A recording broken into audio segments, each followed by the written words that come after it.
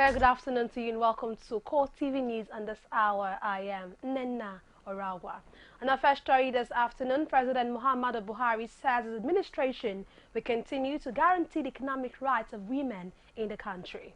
In a statement issued in Abuja, Special Advisor on Media and Publicity, Femi Adesina, says the President disclosed this at the 26th Ordinary Session of the Assembly of Heads of State and Government of the African Union on Saturday night in Addis Ababa, Ethiopia.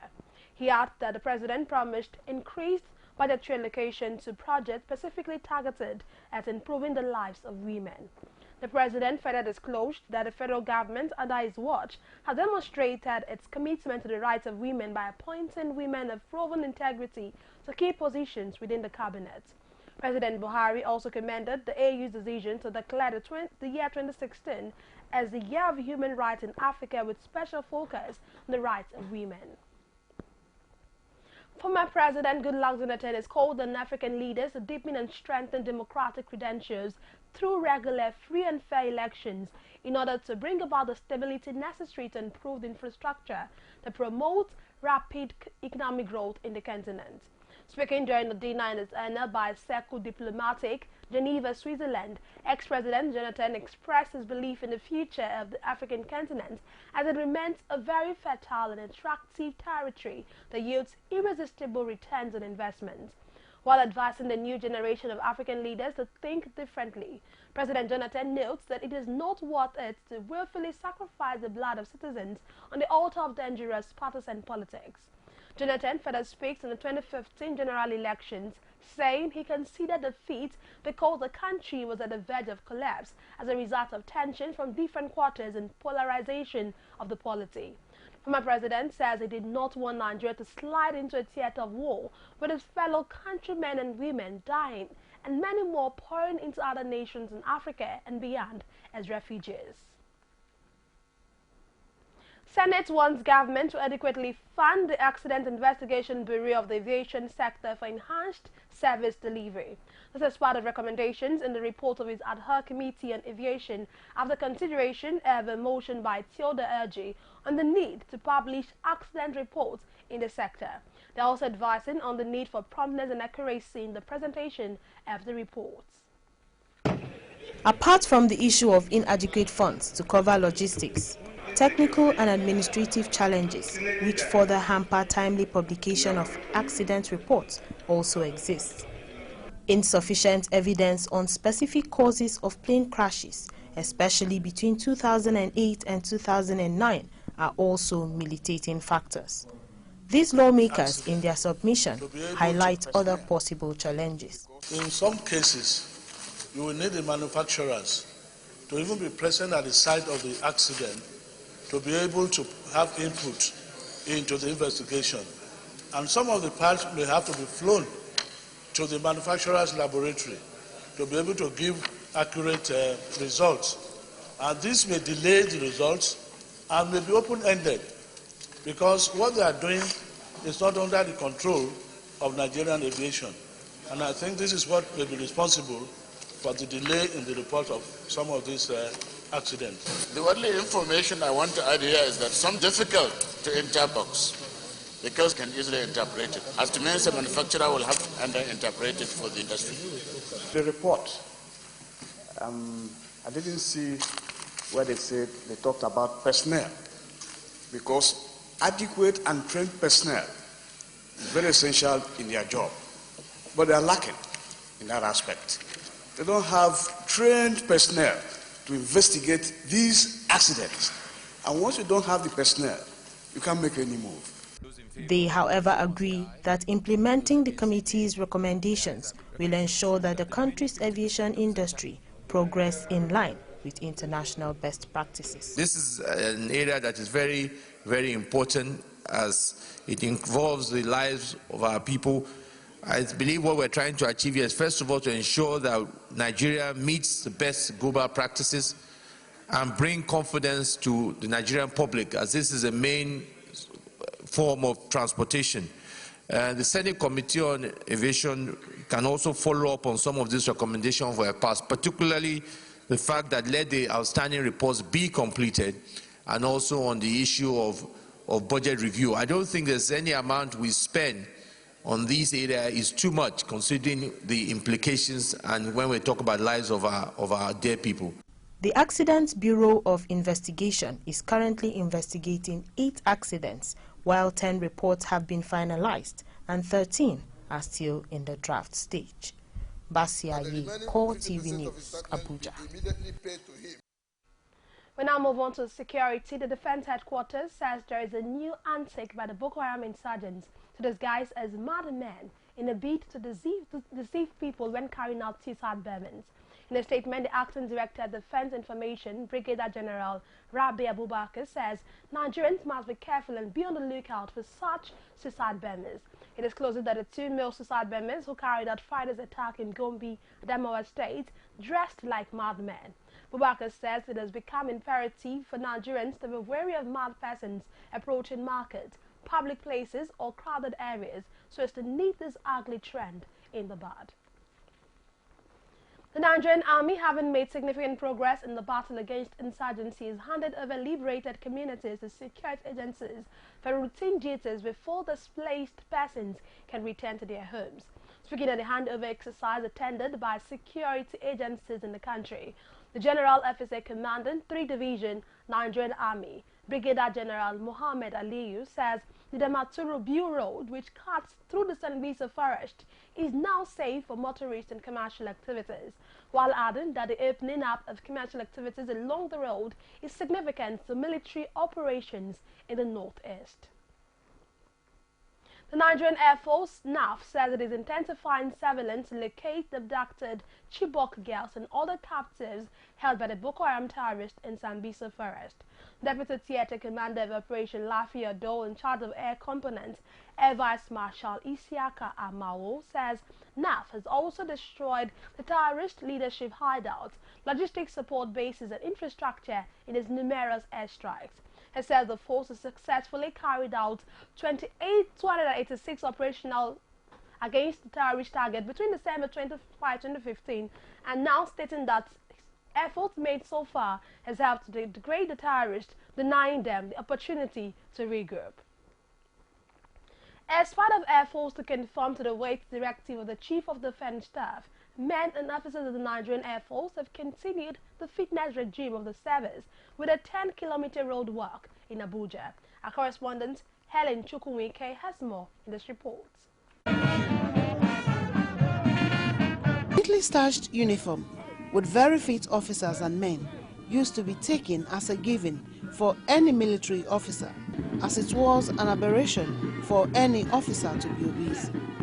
Nowadays, overweight officers are becoming the norm, and in its bid to stop the wrath, the Chief of Defense Staff, Gabriel Olorunshaki, gave a directive that all the services should do something about the fitness of its men and officers. In line with the directive, the Air Force says all officers and men must be completely fit and ready at all times. The 10-kilometer route march is a regimental exercise put in place by the Chief of the Air Staff to ensure that officers and men are fit, alert, and ready to go into action anytime they are called upon. The 10-kilometer trek, the authorities say, is a test of the fitness level of its men, especially in the face of daunting military duties ahead. And for officers who did not attend with flimsy excuses, the force will wield a big stick. Those are in the large numbers. Maybe 1 or 2 officers or men who still have maybe big tummy, but they are working on it. You can see everybody walked 10 kilometers. Even the few that had the big stomach, you could see that they are very competent. They walk 10 kilometers and are working on their weight to shut down. The trek over in good time and an advice of making regular exercise a routine, the hope of seeing our military back in form is not misplaced. Helen Chukwuwike, CoreTV News, Abuja. Sequel to last December's clash between officers of the Nigerian Army and the Islamic Movement of Nigeria, the Senate committee set up by the National Assembly to look into the causes of the incident says it has begun the first phase of the investigation. The chairman of the committee, Ahmed Lawan, further stated that he would ensure the committee's recommendation will put an end to such occurrences. Kaduna State correspondent has details of the story. The Senate ad hoc committee set up by the National Assembly to look into the immediate causes of last December clashes between the Nigerian Army and the Islamic Movement of Nigeria, popularly known as SHAIT, is embarking on the fact-finding tour to Kaduna and Zaria.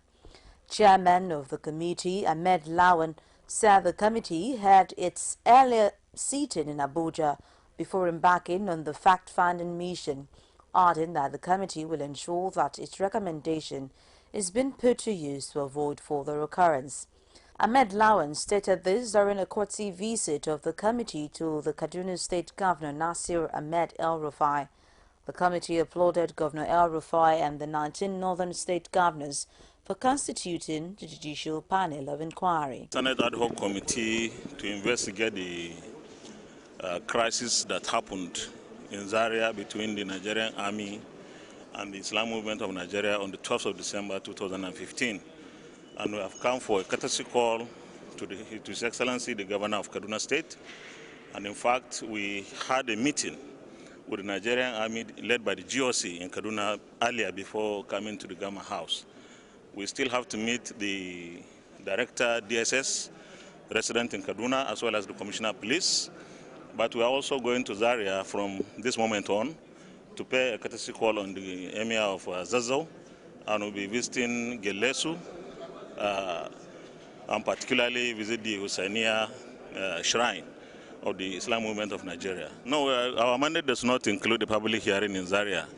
Actually, this is such a very sensitive issue that we believe we can do better if we hold hearings, our fact-finding sessions in closed sessions.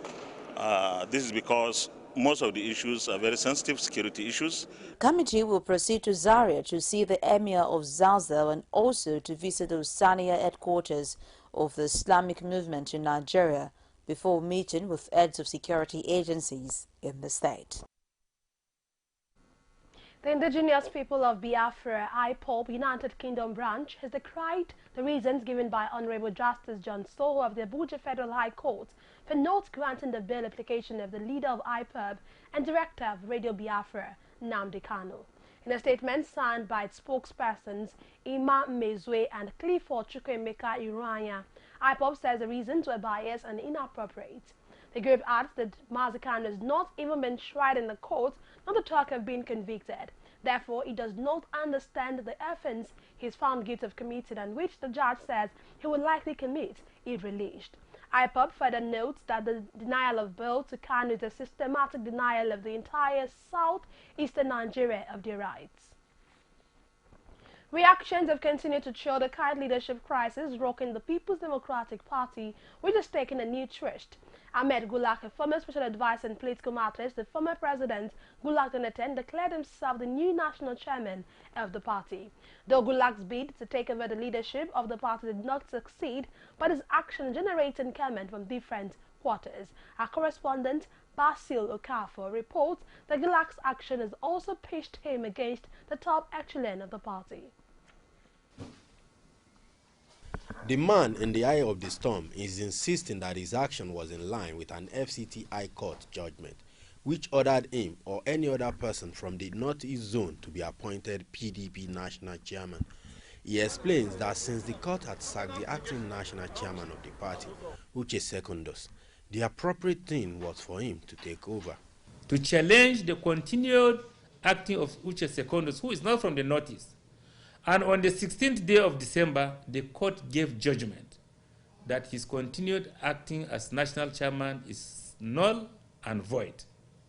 And that within 14 days, they should appoint me or any other person from the Northeast. 14 days expired on the 29th day of December 2015. Nobody came up from the Northeast. I was the only person that have come up to be appointed. Now, the filed stay of execution of the court judgment. Today, the matter came up, and their motion for stay of execution was struck out, leaving by legal implication that I am now the chairman. But his action has been described by some top PDP members as unfortunate and regrettable. According to them, Gulak unilaterally declared himself the new chairman of the party without recourse to the appropriate organs of the party. If it's an issue of leadership of the party, we have the different organs of the party, the BOT, the caucus, the NEC, and NWC. All these structures are intact, and they're handling the issue properly. It's not a personal issue. It's an issue concerning the party and the Northeast, and we are handling it. So for Gulak to show personal aggrandizement, it's not showing the interest of the party at any level. And I cannot destroy the party we built for the past years in the name of chairmanship. Please, I completely dissociate myself. Some political analysts believe the current crisis rocking the major opposition party will strengthen it if well handled. There is nothing that is happening to PDP that is untoward. PDP had been in power for 16 years. It's not been in opposition before. It lost power, and many people are not sufficiently decorous to assimilate the challenges of opposition. And like you rightly said, we are all Nigerians. People react differently to things. If there are beneficial interests that normally a party in power gets and they are out of it, some people are uncomfortable with it. I want to tell you that there is no crisis that cannot be surmounted. This is freedom of association. People can go, people can come in, and eventually what is happening to PDP, in my view, if it is well handled, will make it much more powerful. In the meantime, governors elected on the platform of PDP have asked seconders to hand over the leadership of the party to the party's national secretary, Adewale Oladipo. The governor of Bayelsa State, Seriake Dixon, has thrown his weight behind the embattled chairman of the People's Democratic Party, Uche Secondus, saying he remains the party's chairman. Dixon, in a statement by his chief press secretary, Daniel Iworiso Maxon, says Uche Secondus is still the deputy national chairman of the party, and in the absence of a substantive national chairman, the deputy remains in acting capacity until a new chairman emerges. He said during the meeting of the Governors Forum held in Abuja, the forum unanimously condemned the decision by a former presidential aide, Ahmed Gulak, to forcefully declare himself as chairman of the party. The governor further denied media reports of any division in PDP Governors Forum or change in the current leadership of the party. He said there are modalities for the emergence of a party chairman, and the claim of having 3 chairmen run the party at the same time is far from possible. Still on the PDP saga, the Adamawa State chapter of the People's Democratic Party has endorsed former governor of the defunct Gangoli State, Wilberforce Juta, as its candidate for the position.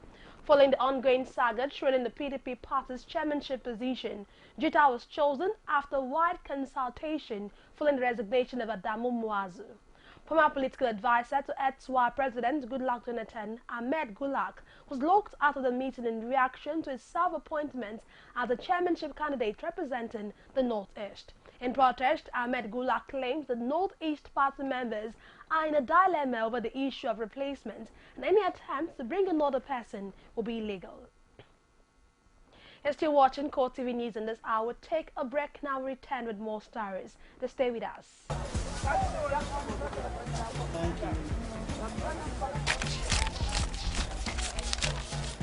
Chima, what did you do so?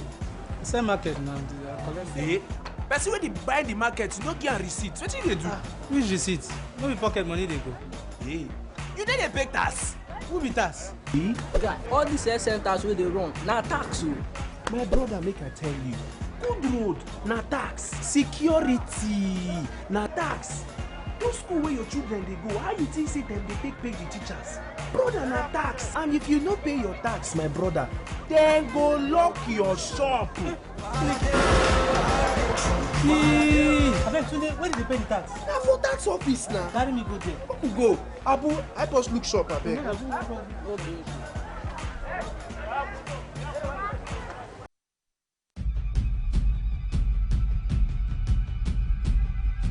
Are you aware that the death percentage attributed to Lassa fever cases is currently put at 43.2%, a figure considered very high?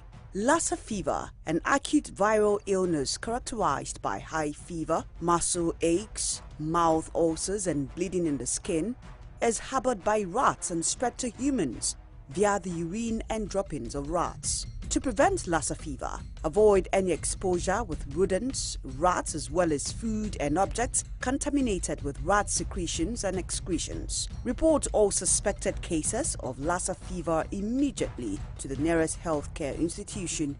Help prevent Lassa fever. This message is from the Federal Government of Nigeria.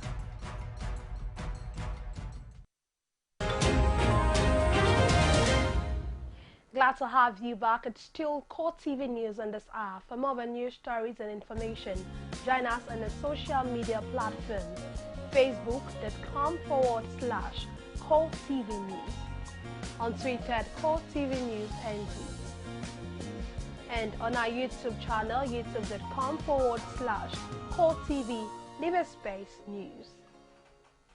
The Federal Capital Territory Authority commissions one of its newly constructed roads at the heart of the city to ease increasing traffic gridlock experienced in the city center.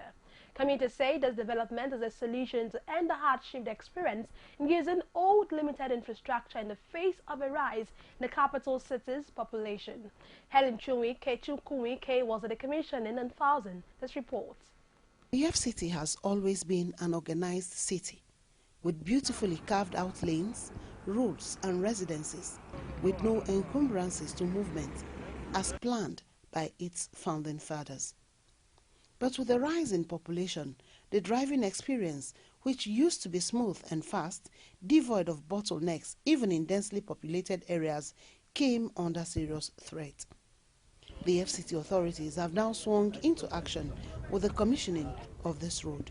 I noted the advanced completion stage of this expressway, which is at about 90% completion, and directed that it should be partially opened to traffic to provide another rapid alternative route to movement in the east-west axis in the southern flank of the city. There are other roads scattered around the city awaiting either commencement of work or are under construction.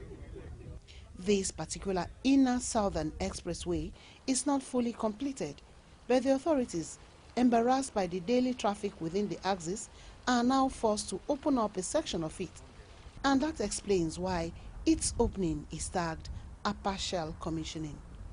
The inner southern expressway is one out of the network of Abuja Expressway, providing rapid east-west movement in the southern flank of the city, linking the Abuja to Kefi Road. This expressway commences where the Abuja-Kefi Road terminates by Mogadishu Barracks in Asokoro district. It traverses the city from phase 1 to 4 to connect the outer southern expressway within the precincts of Kuje Township with a total length of 35 kilometers. The Honorable Minister of the FCT, Malam Mohamedou Sabelo, it is my honor and privilege to declare partially open this southern inner express road in Abuja for the use of all residents in this city, and we pray that this road will be accident-free and it will be to the glory of God. The minister says that provision and improvement of infrastructure will form the main focus of his administration. This premature road opening may well confirm the seriousness of the administration to fast-track measures to keep the city going. Helen Chukwuike, CoreTV News, Abuja.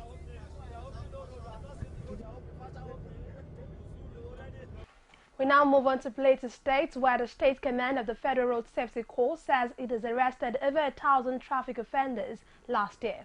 The Sector Commander, Crawford O.T., who made the announcement, added that over 90% of those arrested were convicted speedily through mobile courts.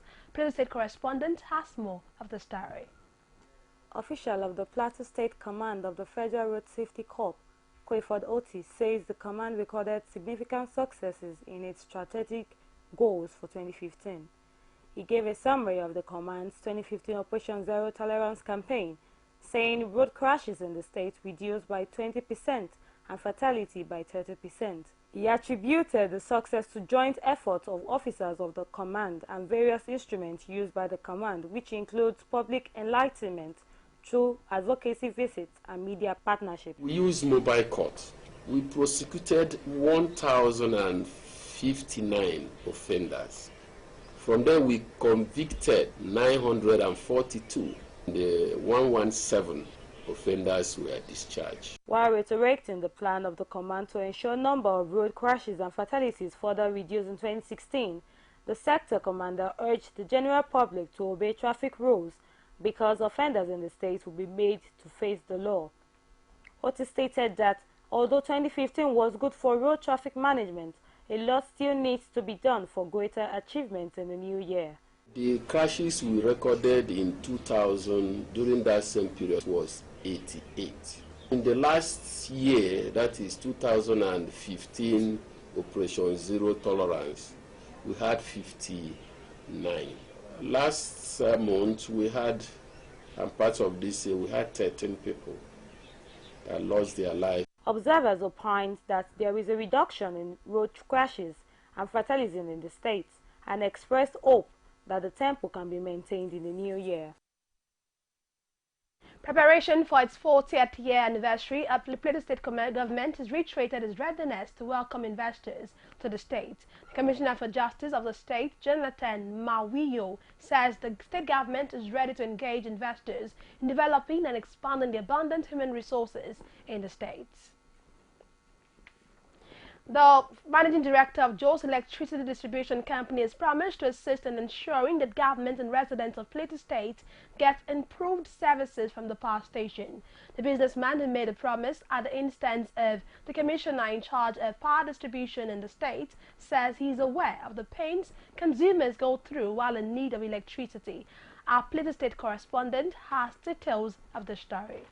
The Electricity Distribution Company in Jos cut power transmission to the Plateau State Government House and the State Secretariat last year. This action is the main reason the State Commissioner of Power paid a visit to the Jos Electricity Distribution Company. We understand the circumstances of the economy and we will do our best to assist our customers because we also are part of this country. We don't want a situation where people would suffer because of this. Unfortunately, like I have said, this is a commodity that I'm also buying and I'm obliged to pay. It's our desire also to look again at areas where we can partner closer, where we can be feeding to you and you can be feeding. The government agent present at the meeting stated that efforts are in top gear to ensure errors of the last administration are not repeated. Our governor is very, very particular about servicing the people of Plateau State, improving the service both in water supply and power, and has given us a mandate to ensure that the people of Plateau State enjoy these services.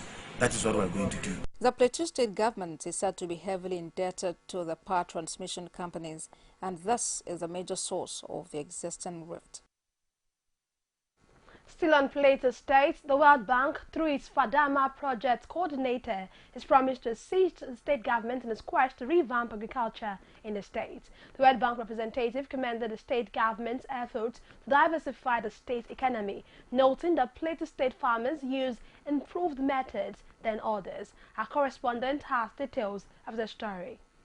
The World Bank says it has noted with admiration efforts made by the present administration to revamp the agricultural sector. In response, representatives of the agri sector also expressed readiness to partner the World Bank. Permit me to personally acknowledge your personal commitments to lift our farmers in Plateau State out of poverty. You have demonstrated that you're a governor that is not just talking about agriculture, but you are ready to work for agriculture. You have been able to single out yourself as the first governor that will visit the agricultural development program and the Fadama office immediately after your assumption of office. Sir, since you have done that, I want to assure you that we will also work with you. The fact that your farmers are so advanced to the extent that they are built on an initiative that we encourage under the program, which has led to a very huge amount of savings among the farmers, and that has now been scaled up to a microfinance institution, the first of its type in Nigeria. Governor Simon Lalong, who was also present at the event, says he is ready to ensure total diversification of the state economy, from dependence on federal allocation to the propagation of agricultural strategies with enough potential to sustain the state. And so our focus shifted strictly to agriculture, first of all to agriculture. That is why we didn't waste time in payments of our counterpart funding. Even within the limited resources that we have, we started with agriculture, and I know we still have outstanding, which we are hoping and praying that maybe before the end of this month we will finish our counterpart. Reports indicate that Plateau State owes its workers' salaries, with some of them stating they last received repayment in November 2015. They further added that such situation could have been avoided if the state managers are more prudent with state funds. CoreTV News and this hour continues shortly after this break. Just stay with us.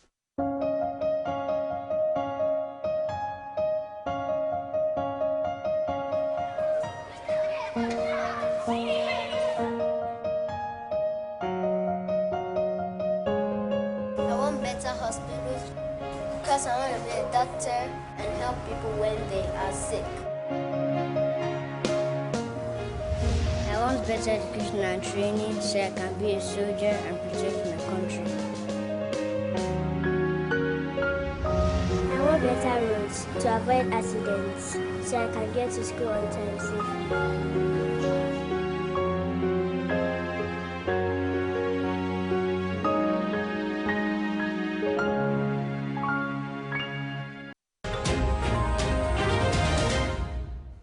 Glad to have you back on the foreign scene. Over 40 people have been killed and scores injured in 3 blasts near the Shia shrine of Sayyida Zainab, south of the capital Damascus.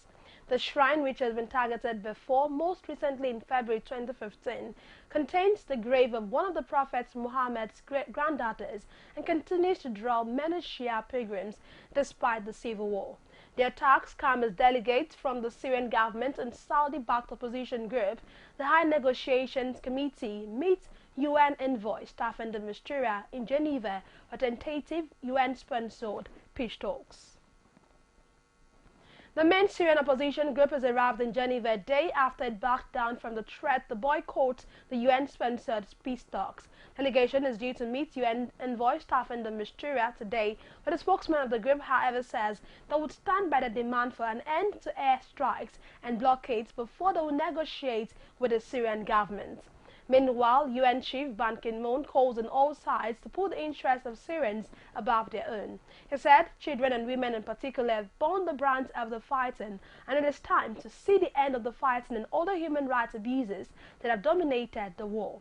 More than 250,000 people have died and 11 million have fled their homes in almost 5 years of civil war in Syria. This has also been the biggest driver behind Europe's migration crisis. The number of pregnant women in Colombia infected with the Zika virus has doubled in a week. The mosquito-borne virus has been linked to babies being born with abnormally small brains. Reports say almost 2,000 pregnant women now have the virus, adding to the already existing 20,000 infected women across Colombia. We now move on to sports. 3 goals and a Man of the Match award for Kelechi Iheanacho as Manchester City trashed beleaguered Aston Villa to cruise into the 5th round of the FA Cup. City went ahead within the first 4 minutes as the home side failed to clear a corner and Iheanacho swept in a finish from close range. Iheanacho's second game came from the penalty spot after Raheem Sterling was brought down in the box. His third goal came just at the 76th minute, and Sterling poked in the 4th.